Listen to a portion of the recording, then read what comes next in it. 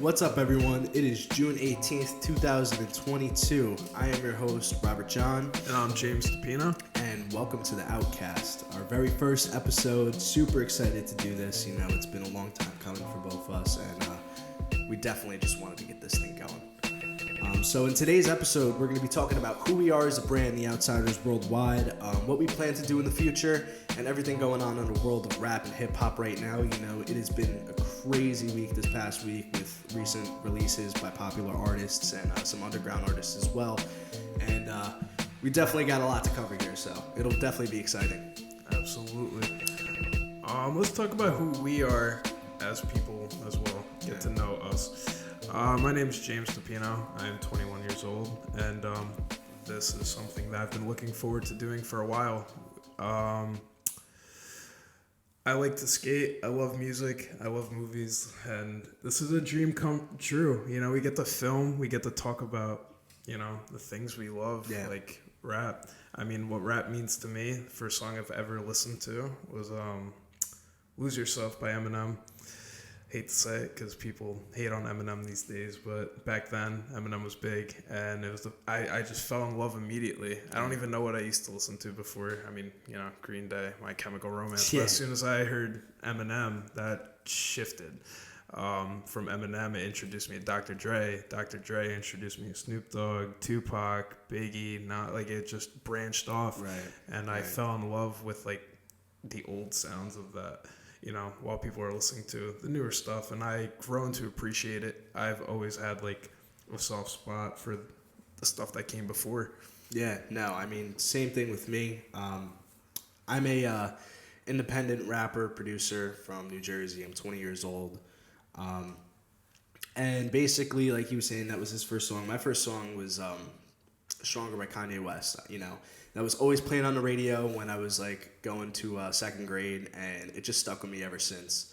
And it definitely inspired me, along with that album of Graduation, My Beautiful Dark Twisted Fantasy, Illmatic, Mad Villainy by Doom. You know, I love Doom. You know, rest in peace. But yeah, I mean, other than that, I mean, my hobbies. I'm a big vinyl guy. I collect a lot of vinyl records, and I'm always sampling, you know, when I produce. I love sampling, you know, it just has that old school hip hop feel, and, you know, I feel like you could tell a story within that, and it's definitely one of my favorite things to do. So let's talk about our brand, The Outsiders Worldwide, and who we are as a brand. We're a multimedia musical collective that aims to give a platform to local and upcoming artists. You know, we talked about this a lot, especially with me being an independent artist. It's hard to get your foot in the door. You know, you always see all these people popping off and everything, but it's like a lot of them are like put over and like stashed into like a major label, and then they grow over that way. But, you know, I really, you know, we both feel this way. It's like we want to just give that platform to people and make them better. Yeah, and those people that aren't signed, they kind of rely on putting their music out there, whether it's SoundCloud, Apple Music, or Spotify, and hoping for the best that they get plays. But I would really like to interview these independent artists and get to know them as a person and give them a platform to speak on, and hopefully reach, you know, a new audience for them. You know, I really think that we can help people in that aspect, and that's something that I look forward to doing. Yeah, absolutely. And I mean, eventually, you know, we're talking about forming a musical collective of the Outsiders Worldwide, you know, bringing these artists together and just making music, you know. I think that is huge because, like Golden State, you know, the champions this year, you know, strength in numbers. That's their saying, you know, strength in numbers. And it's the same way as being an artist, you know. It's hard to do everything all on your own. And I think with what we could provide, we can really take people's careers to the next step, and honestly, that is the ultimate goal. I think that's probably the most exciting part. Like, it's it's heartwarming to think, like, we're going to have rappers on here, artists on here, you know, whoever it may be, but if they can grow a chemistry through us introducing, and, you know, it's all part of networking, and it's exciting to think about, you know, hopefully that something like that will happen. Yeah. You know, I believe it will. and we'll have a lot of talent, and I hope to see something come of all these people. Absolutely. I mean, absolutely. You know, speaking of what we plan to do in the future, I mean, eventually we want to get to a point where we could form our own record label. You know, we would love to have great young independent artists on our record label, and we want to be for the artist itself, you know, where a lot of these labels, they take these like royalties from their artists and everything and hold their masters. It's like, no, like we want you to own your masters, you know, because that is, you know, that's your stuff. Like that's your creative content, you know. It shouldn't be stripped away from just a company, you know. And like I was saying with the collective, I know we talked about this, but one day just making like a collective album or mixtape series, you know, sort of like Dreamville, Odd Future, something like that, man. Era, Yeah. I think that would be, that would be such an amazing thing. And hopefully we can do that for sure. I believe we will, and I look forward to, you know, promoting people, promoting advertising. Like, we want to help you guys. We want to help, and we want to give you a platform. You know, we believe in that. And we're not people that look to take advantage, you know. I think that's a big thing. Yeah. And it's so exciting. It really is. Like, this is episode 1, and it's episode 1 of many. I look forward to what the future has. Yeah, for sure. I mean, you know, if you're just putting this out there early, if you're a local independent artist and you really want to try to take your stuff to the next level, please email us at theoutsidersww@gmail.com. You know, send us some music. Tell us a little bit about yourself. You know, I want to hear it. He wants to hear it. We want to hear it. And, you know, try to help you in any way we can, you know. Yeah, and I believe that other people would want to hear too. Get to know who the artist is, you know? Yeah, for sure.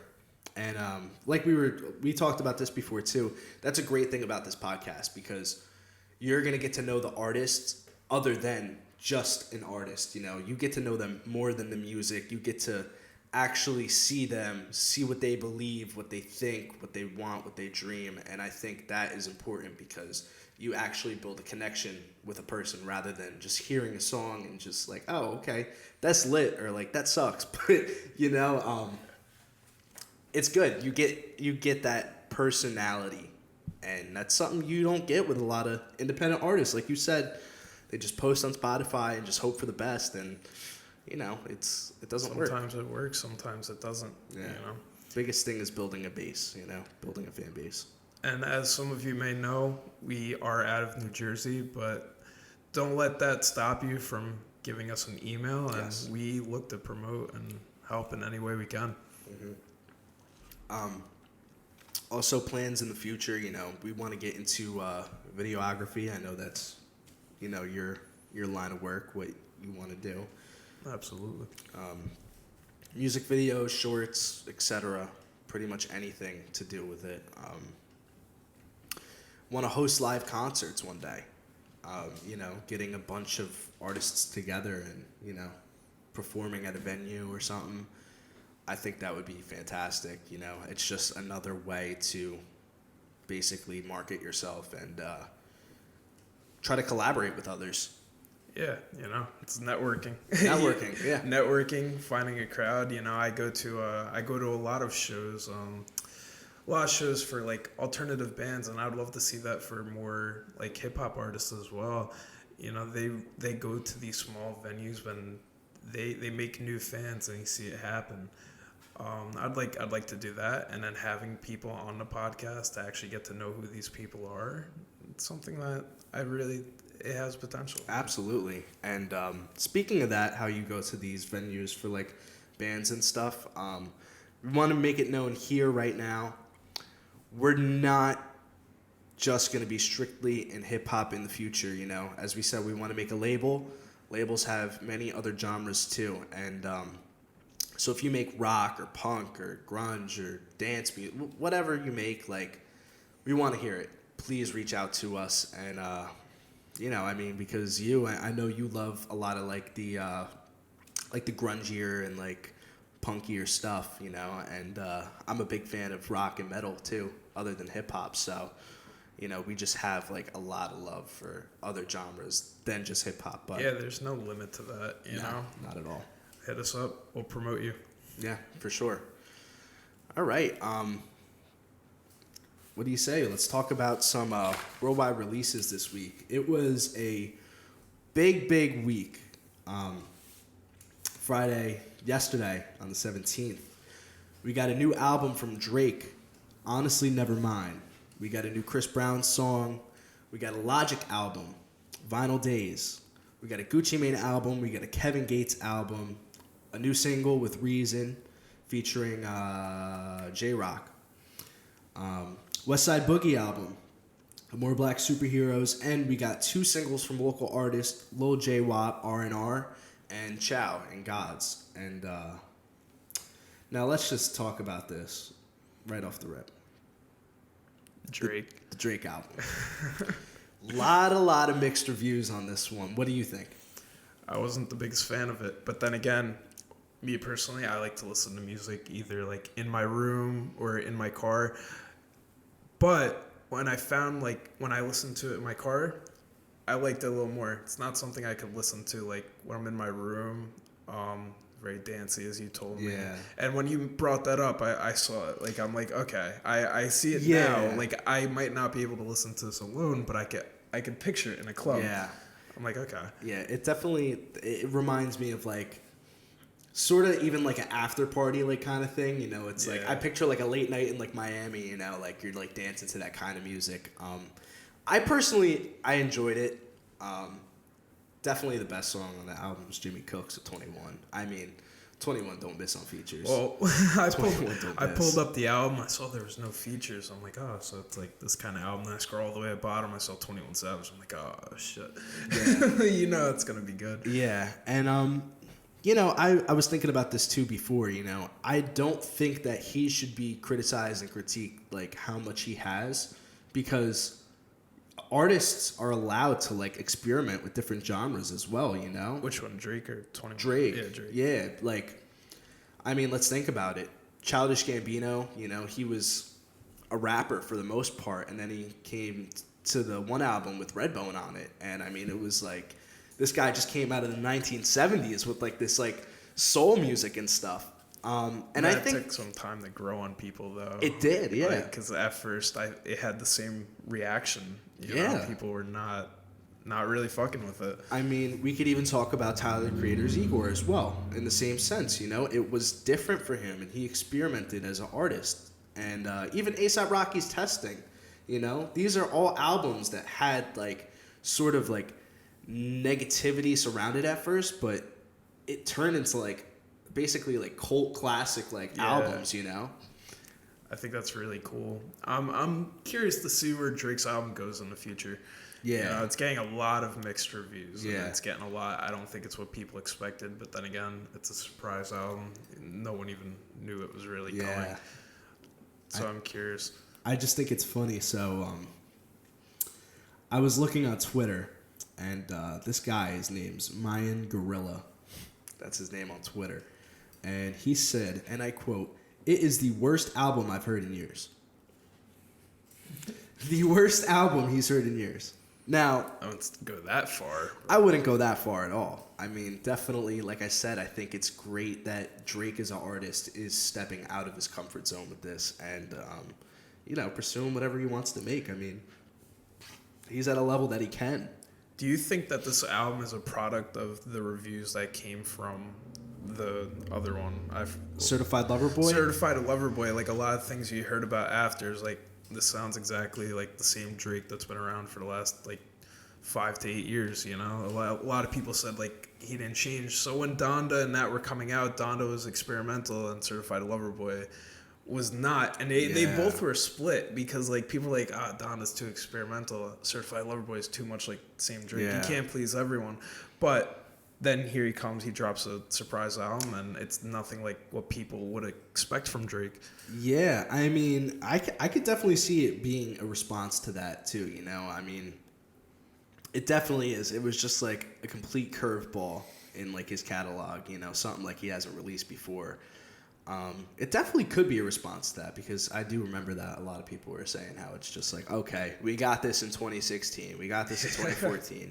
It's like, I think that's interesting. Like songs on the album, I felt like I had like he's done stuff like that, but here he is dropping an entire album like that. Yeah, which I definitely thought was interesting. And Drake actually commented about the criticism he received on the album. The new one already? Yeah, the new one already. Yeah, been a day. Yeah, I know. He was in a video. It was a video he took. He was in a nightclub, and he simply said, "It's all good if you don't get it yet. We'll wait for you to catch up." That's a great response. I mean, I'm still baffled by the fact that he already responded to it. I mean, sometimes I take 2 days to respond to a text, maybe even 2 weeks.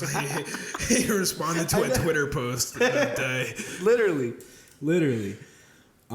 But yeah, so I mean, like I said, I think it's cool. I think it's a great summer record. They're gonna be playing it at the clubs anywhere you go. They're gonna be playing it. I think it's super cool.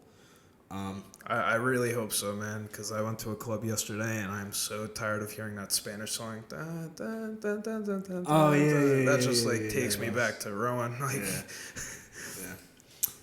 So there's another album that I really want to talk about that dropped yesterday, and this one shocked me.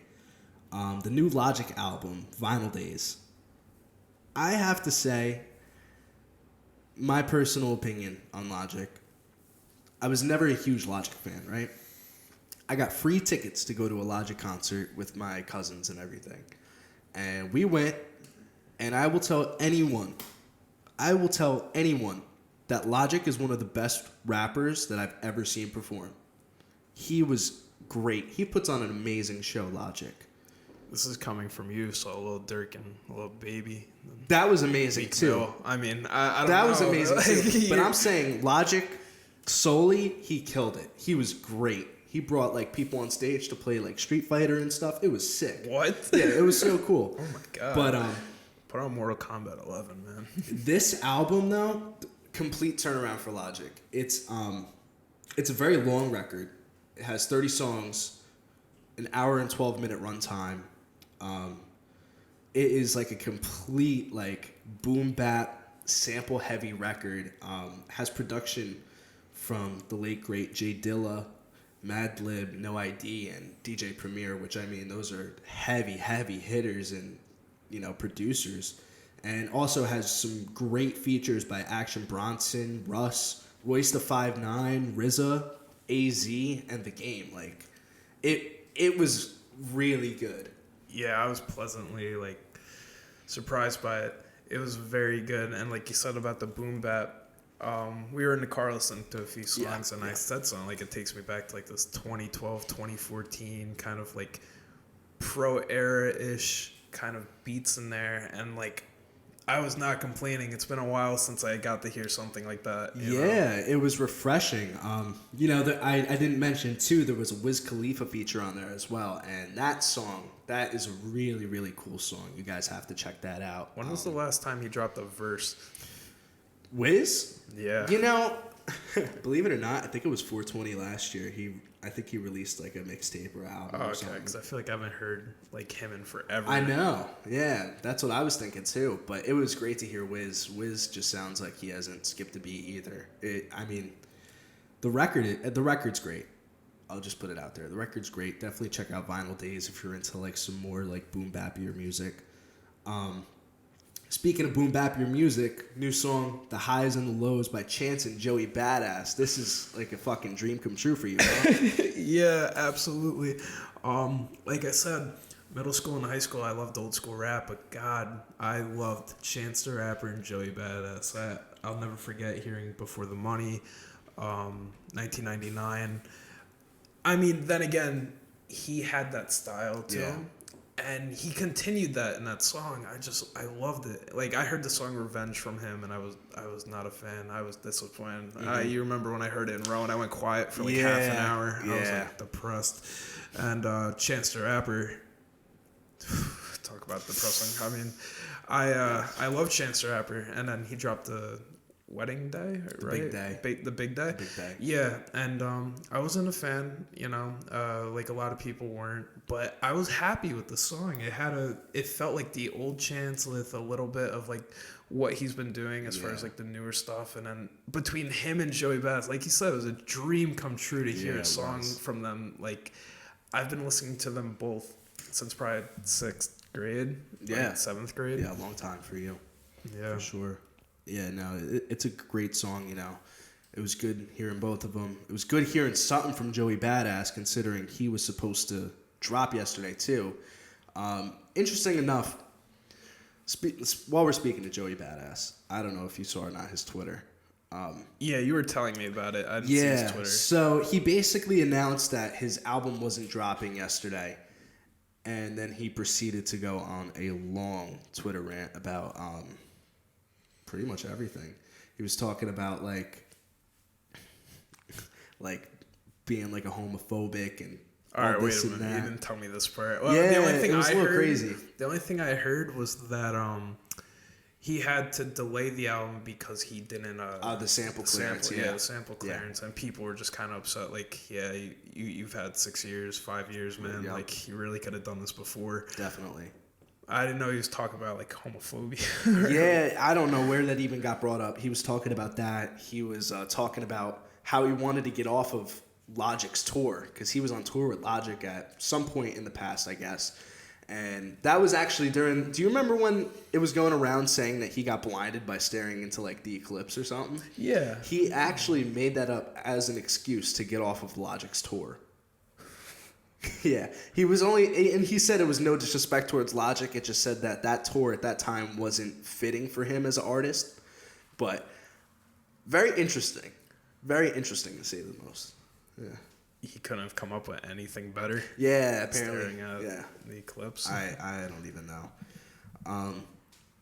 But yeah, so I think they said the expected release date for Joey Badass is 2000. Is supposed to be July 1st now, but it's up in the air, whether or not he will be releasing as soon or not. I guess as soon as he clears those freaking samples, because trust me, we want to hear it.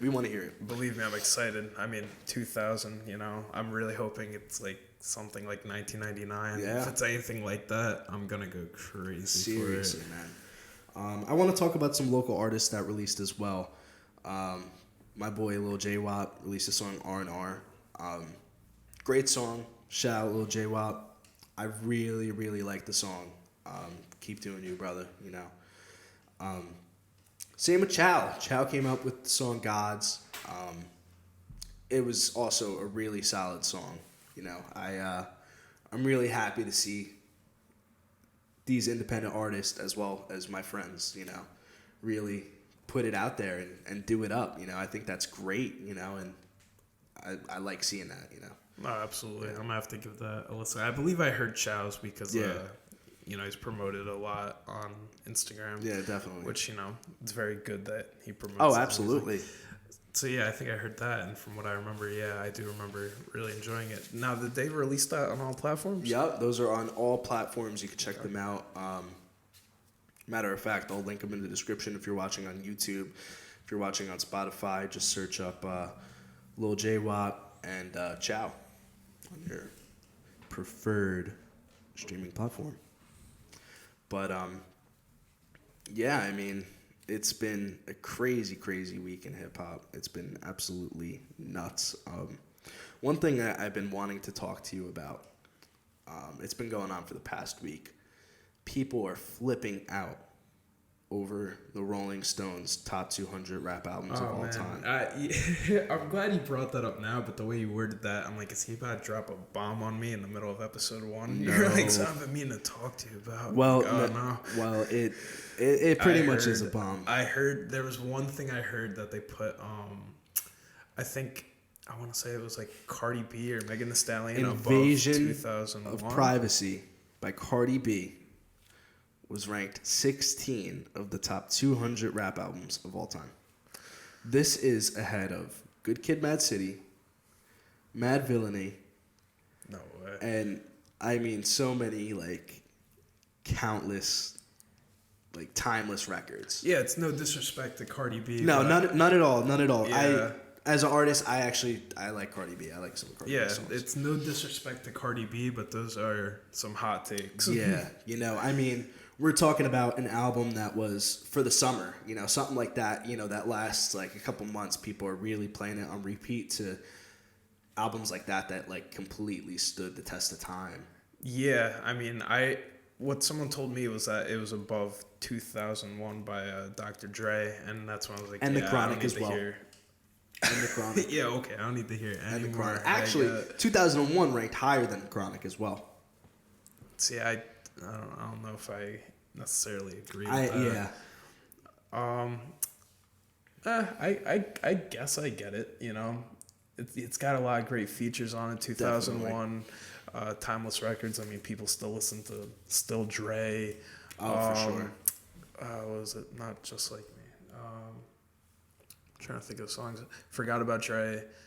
I mean, there's so many songs. The Message. That's one of my favorite instrumentals by him. Yeah. I don't know what it is. There's something about The Message that like gives me a vibe like I'm in a Chinese buffet. But then again, he's also talking about some serious stuff. Like I think, and I love it. It's fire. But then again, like you look at the Chronic. How many songs do you listen to other than like, the one, like that often? Like I've listened to Chronic pretty recently. I don't know why I'm going on a blank with the song. The one with Snoop Dogg. Like, wow, oh my god, why am I blanking out? Like I listen to like once a month. The next episode? No, it's still 2001. Oh my god, you are too. I don't know why. Yeah, it sucks. I hate when this shit happens. But yeah, other than that, I mean, there aren't too many songs that I feel like I go back to on the Chronic. It's more so when I just want to listen to the entire album. Where like, if I go 2001, I will put on Still Dre, Forgot About Dre, The Message, and there's a few others on there. No, I mean the Chronic. I'm looking at the track list right now. We got Nothing But a G Thing, which is that was the one. I about. Can't believe I couldn't think of that song. I know. Like that's insane. I know. Yeah, I mean, looking at this, I actually really like this album. I've listened to this album so many times. They got to put this back on Apple Music. Well, it took years to get it on. I know. And then they took it off, and I don't know why. I don't know why they did. I mean, it's a classic, It's like having to go to YouTube to listen to a song in your car, and you get like an Eminem ad. Oh, I know. Not like the rapper. I mean, like the Gandhi. Oh, you just get ads. I know. Kills the vibe. As a matter of fact, I'm actually going to pull up the Rolling Stones top 200 rap albums. Oh, perfect. I haven't seen it, so I haven't either. All right, this should be good. This should be interesting. We're going to go 20 through 1 real quick. Where we at right here? Wow. 20. Wow. Okay. Number 20, we have Future DS2. I really like this album. I don't know if I would put it in the top 20 of rap albums of all time. No, I don't think so. That is hard to say. No, it's a great album. 19, we have Lil' Kim, Hardcore. Not gonna lie, I haven't listened to this. I haven't. I've listened to Lil' Kim, but I'm not a fan. I can see why people are fans, though. Number 18, we have Mad Villainy. That's easily in the top 20, but that's like also easily in like a top 10 for me. Yeah, it definitely can go. 17 is Yeezus. Okay. Wow, that's okay. I really hope that there's another Kanye album above there that. Is. Okay, I was about to say because I don't think that's his best, but it's number 16, we got Cardi B, Invasion of Privacy. Man, my favorite. That right there is a little rough. Above Yeezus, yeah, I can't imagine Cardi how B it makes you feel. Yeezus too. Oof. Man, that's absolutely nuts. Number 15, Eric B. and Rakim, like Paid in Full. That should definitely be there. That's an all-time classic. Yeah, all-time classic record. Gotta love that. 14, Ghostface Killah, Supreme Clientele. Interesting that they would put that at 14. Yeah. I mean, I haven't listened to this. Have you listened to this album? I've listened to songs on it. I haven't listened to the entire album. I'm just like, it's pretty cool. But then again, like for Ghostface, there's another album he has that I think would be better. Yeah. And so then here we reach 2001. 13, 2001, Dr. Dre. Yep, definitely should be up here. Number 12, Clips, Lord Wowlin'. Sweet. Shout out to Pusha T and Malice, man. That's awesome. Yeah, I don't think I've ever listened to that. No, I mean, I've listened to a couple Clips songs, you know. Grindin's on this song. Grindin's on this album. That's a great song, produced by Pharrell Williams. Really? Yeah. I forget how long Pharrell Williams has been in the game for. He's been going nuts. Oh. You gotta Take Care. Drake, Take Care at number 11 on this list. That's pretty interesting. That's very interesting to see. I mean, this was a good album too. Again, though, I think a little too high. Number 10, Lauryn Hill, The Miseducation of Lauryn Hill. Absolutely. Lauryn Hill. Absolutely. This is a fucking fantastic album. Definitely should be in the top 10. Number 9, A Tribe Called Quest, Low End Theory. There Absolutely. we go. Yeah, all right. Absolutely. Fair placement. Number 8, Wu-Tang. Enter the Wu-Tang, 36 Chambers. Yep. Yeah, I mean, that's up there. That's probably my top 5. Shout out Wu-Tang. I have a tattoo on my leg. Yeah. No, that's on the list. Yeah. Pete was just wondering if 2014 Forest Hills Drive is on the list. It is in the list somewhere. What's the number? Now, this I don't know. This one I don't know. If we're placing this above the Low End Theory, The Miseducation of Lauryn Hill, and Enter the 36 Chambers by Wu-Tang. It's Missy Elliott, Miss E, So Addictive, the album by her. I can't say I've listened to any of it, so I can't really like speak on it like as much as I would like to. But yeah, I don't really have much to say. Yeah, like just because I haven't listened to it, here we go. Yep. Number 6, we got My Beautiful Dark Twisted Fantasy by Kanye West. Absolutely. I would put this in my top 10 for sure. That album's 12 years old already. Yeah, crazy, right? Yeah. This is insane. One of my all-time favorite albums. I mean, gorgeous. Or not gorgeous. God, I can't remember the name of the song. The one with Rick Ross. That one. Devil in a New Dress. Devil in a New Dress. That has been. That's a great song. That's been getting like a lot of like popularity as of recently. That's because of TikTok, I believe. Yeah, TikTok is. TikTok had a remix with that and a Kendrick song, I believe. Like they merged. Oh, really? Yeah, and it sounded really good. It sounded really good.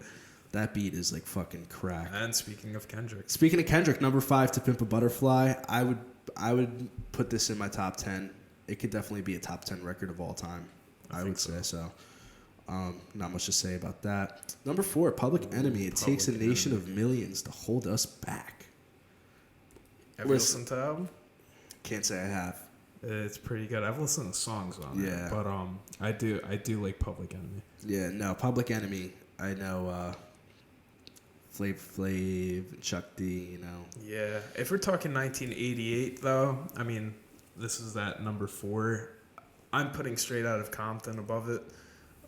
Easily, not just for the music influence. I mean, the influence, yeah, definitely. Number 3, Jay-Z's The Blueprint.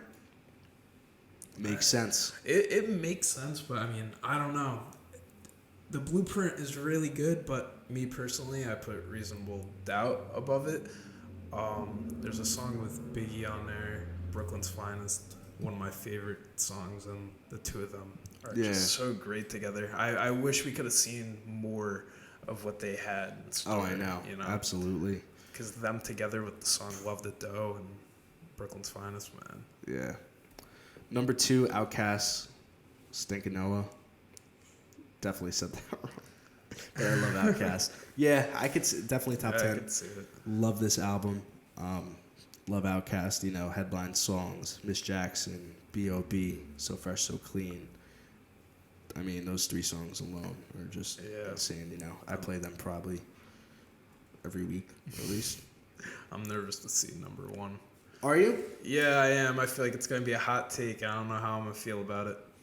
It's not. It's not? Okay. I didn't know you looked at it. All right. Yeah, I watched Anthony Fantano's video about this. Oh, really? Yeah, he had some interesting takes, but let's see. Number 1, All right, yeah. Ready to Die. That's up there. Yeah. Man, that's such a good one. That's easy. Love that. That's easy. I can agree. That's probably my top 5. Like that one is in my top 5. Like I don't really have like a list, so to say, but that would be in the top 5. Oh, absolutely. I mean, that is just such a classic record.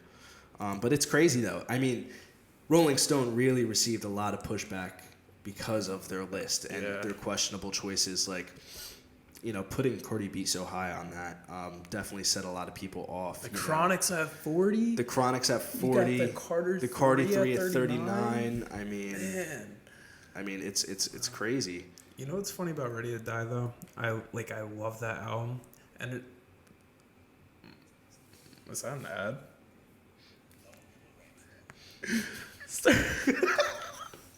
Ranch water. Anyways, Ready to Die reminded me of the. It reminded me of the Drake album. There's one feature on it on the entire album, and it's Method Man. Yeah. And that's one of my favorite songs. The What. I love that song. Again, the dynamic on there. What? Yeah, the What. That was a song you listened to recently. I've been very heavy on that song. Yeah, that song is so good. That's one of my favorite ones on there. There's a guy that I saw on TikTok. He made a playlist. It's called Tattoo Shop Hip Hop Playlist. Fantastic. And it is so cool. The guy described it as like Scarface running through the jungle, kind of something like that. This is kind of cool. That is awesome. I think we put that on when we got our first tattoos, right? Yeah, we did. Yeah. We got tattoos together, and I was like, put on the Tattoo Shop playlist. I was like, I got to hear it, you know, just listen to some fucking like bangers, you know. Considering we're in an apartment, you know, getting tattoos from a girl I met 3 days prior, you needed something to comfort me. Yeah. Might as well put on Tattoo Shop playlist. Nah, definitely. No, it's great collective of songs, you know. Has a lot of Griselda, you know, Benny the Butcher, West Side Gun, you know, Conway the Machine. Has a lot of Biggie and like has some Tribe on it. Yeah, I love when they take I love playlists, and like I'm trying to get better at making playlists because I love when they have the like old school stuff with like the newer stuff, and they find like a vibe that like fits that. Yeah. Like I've seen that with the Tattoo Shop playlist. I had one that it was like Skate Shop playlist. Right. And it was kind of similar stuff. I thought that was really cool. Yeah, no, it's definitely, that's a great playlist. I listen to it like all the time, like in the car. It's just like a comfort playlist, you know what I mean? Where have you come as an artist? I mean, I remember you at like, I'm going to say 13 or 14 on SoundCloud, releasing music. And like, man, it has been so cool to see like how far it's come from, you know, you doing music on an iPod to having equipment, and then watch like those times where I'd be in your room just watching you mess around on it's FL Studios, right? They have I use FL now. It's so impressive. I love watching it, you know. I sit there, I ask questions, and it's such an interesting process. Yeah, man.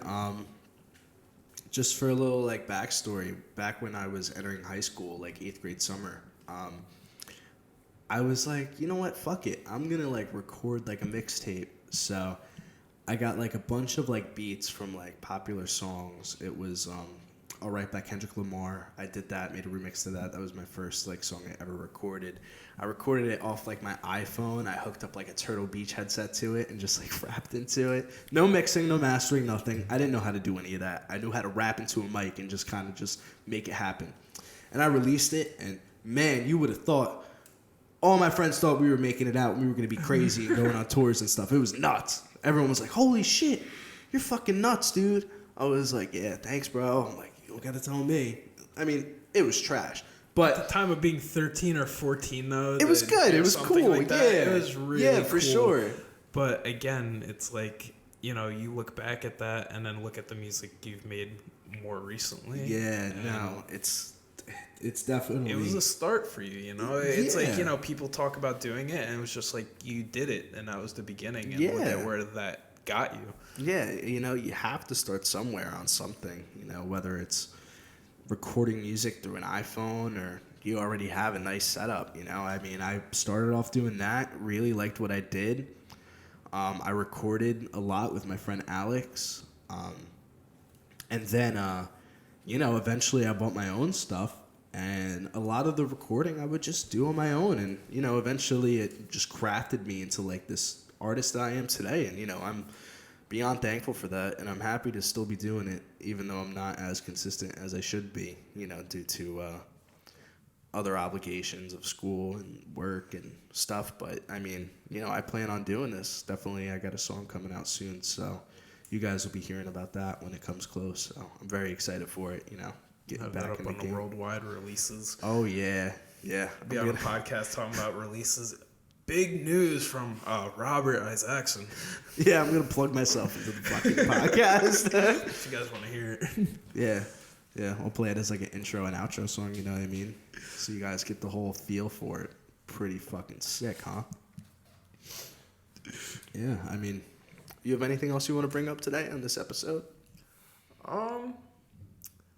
Nothing that's really coming to mind right now. I think I'm just really appreciate everyone being here. Yes. It's something that we've talked about doing for roughly 2 years, 1.5, regardless. It was something we would talk about it, and it was one of those things where it's people have 100 ideas a day. Let's not let it be one that just drifts away. Yes, absolutely. And to be here 1.5 years later and actually recording it and doing it, I'm extremely happy and thankful and excited to see where we could take it. Yeah, you couldn't have said it better, definitely just saying the same thing he did. And I want to thank, all of our friends and family members for supporting us, since we even first started uploading on Instagram, we got a decent amount of followers right away just from friends and family and a couple local artists and stuff. And, we're just very appreciative and thankful for it. We want to thank